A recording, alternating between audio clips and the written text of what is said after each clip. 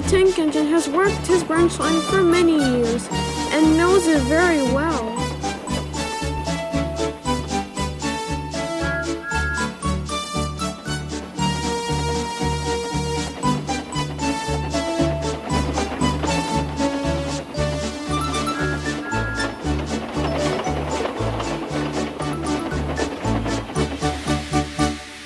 You know just where to stop, Thomas, laughed his driver.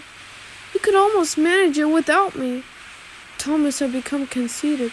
He didn't realize that his driver was joking. Later, he boasted to the others. Driver says I don't need him now. Don't be so daft, snorted Percy. I'd never go without my driver, said Toby earnestly. I'd be frightened.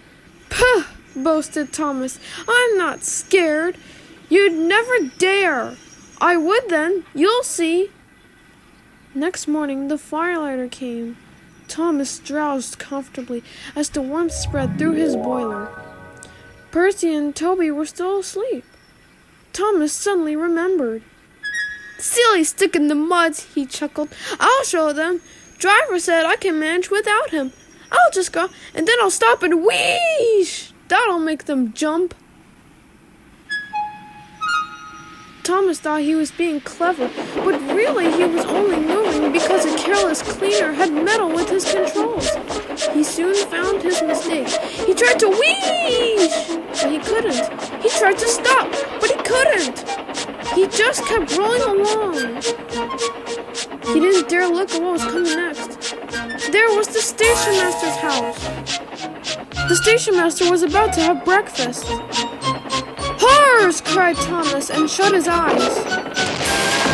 The house rocked, broken glass tinkled, plaster was everywhere. Thomas had collected a bush on his travels. He peered into the room through its leaves. He couldn't speak.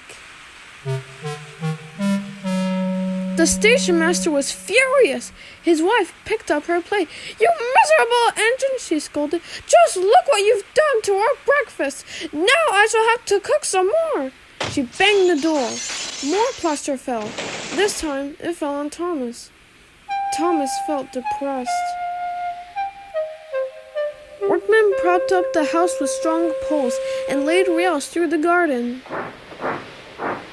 Meanwhile, Donald and Douglas arrived.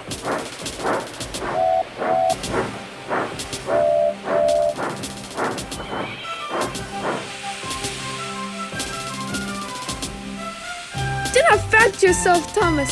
We'll soon have you back on the rails, they laughed.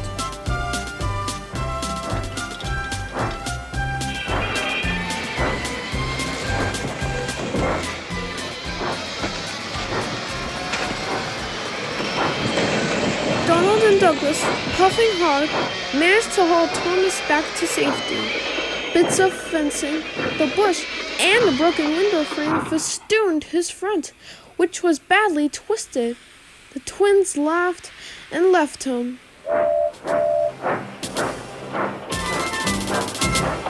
Thomas was in disgrace. There was worse to come. You are a very naughty engine. No, sir. I'm sorry, sir. Thomas's voice was muffled behind his bush. You must go to the works and have your front mended. It will be a long job. Yes, sir. Meanwhile, a diesel rail car will do your work. A diesel, sir? Thomas spluttered. Yes, Thomas. Diesels always stay in their sheds till they are wanted. Diesels never gallivant off to breakfast in station masters' houses.